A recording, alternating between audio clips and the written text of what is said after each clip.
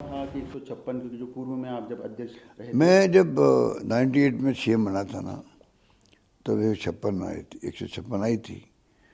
तो वही मैंने टारगेट बनाया, इतने अच्छे काम हमने किए हैं, इतने अच्छे कानून पास किए हैं, इतनी अच्छी स्कीम लेकर आए, इतनी अच्छी गारंटी दे रहे हैं पब्लिक को, खुशनुमा माहौल है पब्लिक के अंदर। और तो मेरा मानना है इस बार हम 156 की तरफ बढ़ रहे हैं।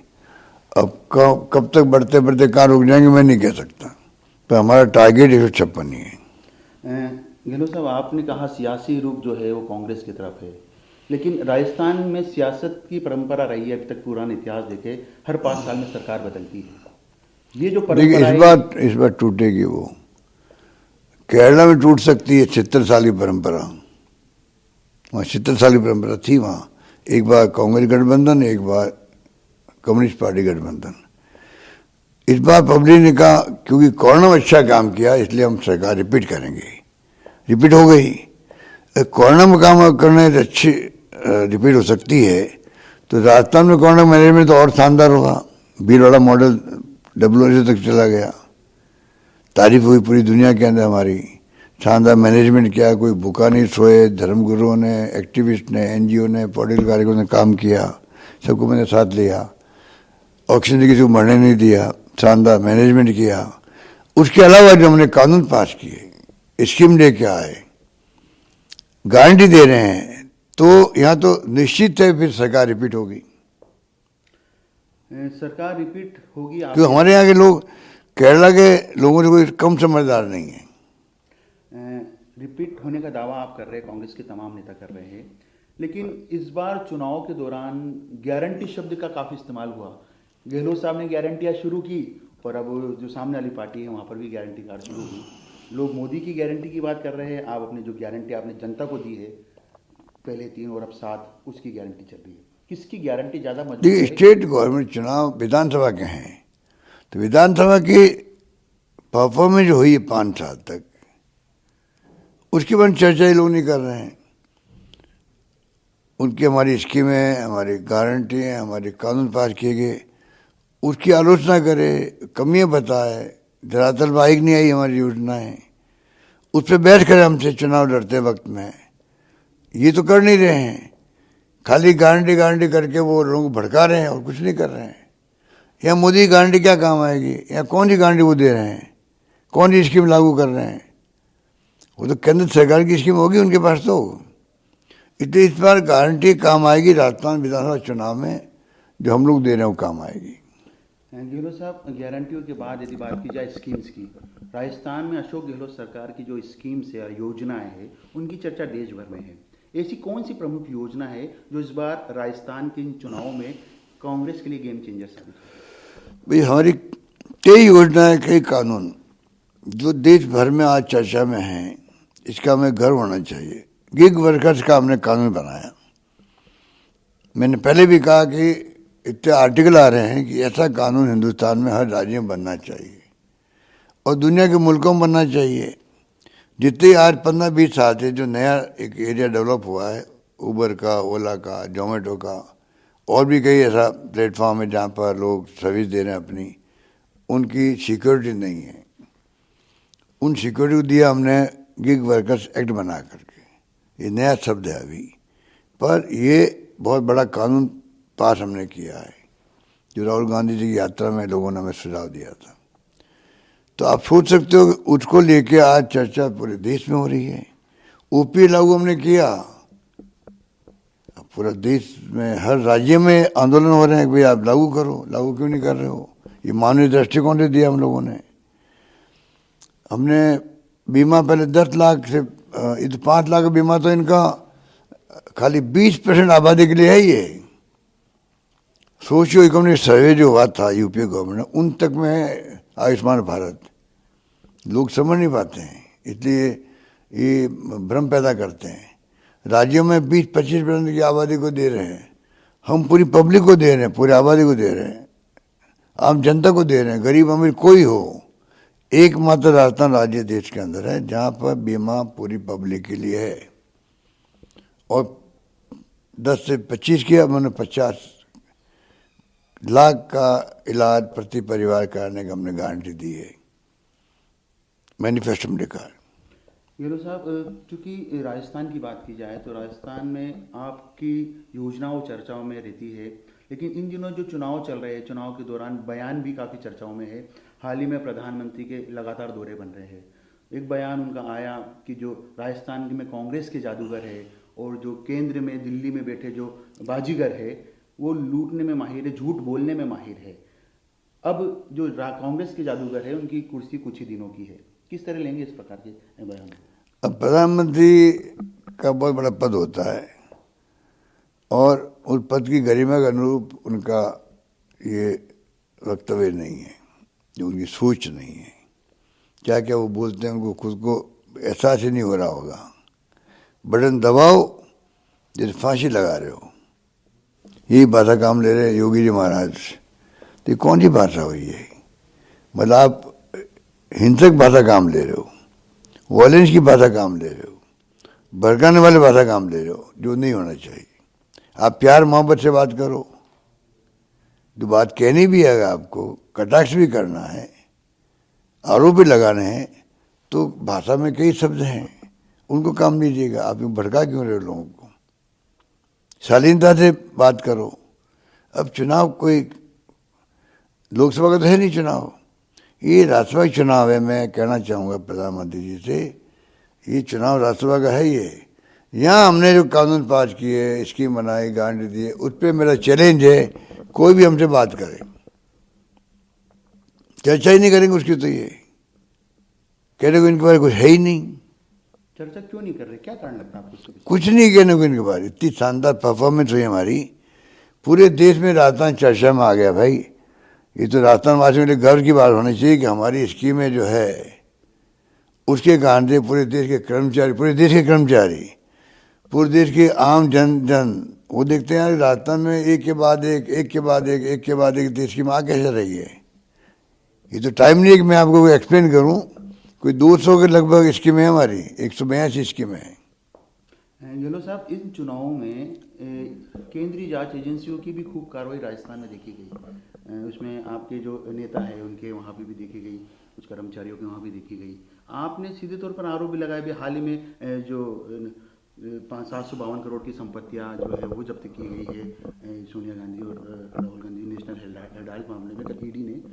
तो कुछ नहीं, खाली शराब में ये लोग इतने मैं क्या कहूँ इनके बारे में, अच्छा नहीं लगता है।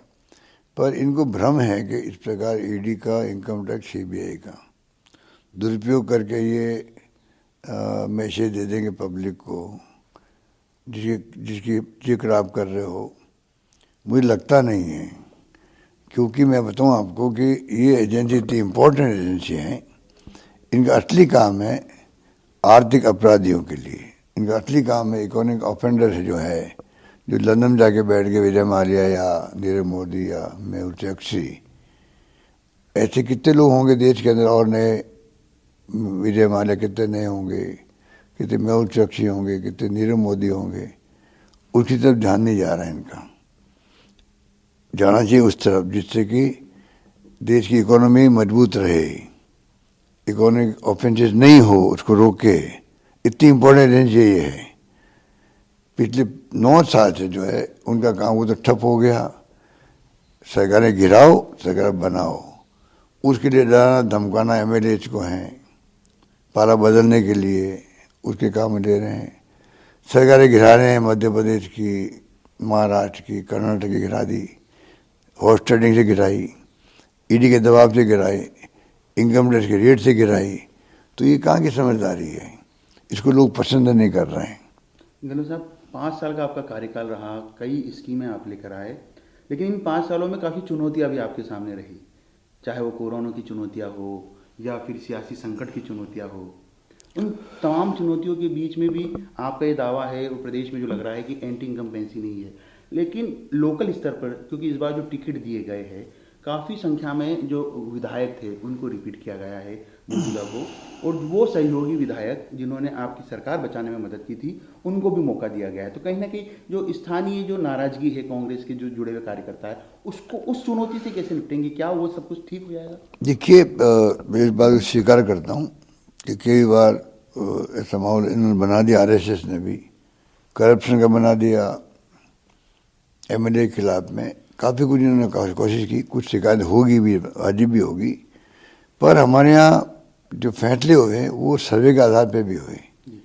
चुनाव तो जीतेंगे तभी तो सरकार बनेगी हमारी, तो विनिबिलिटी क्राइटेरिया रखा गया, उसके अंदर जो है नो ऑप्शन था, अगर किसी शिकायत है भी मान लो तो वहाँ ऑप्शन दूसरा नहीं था। इस प्रकार से टिकट बंट रहे हैं।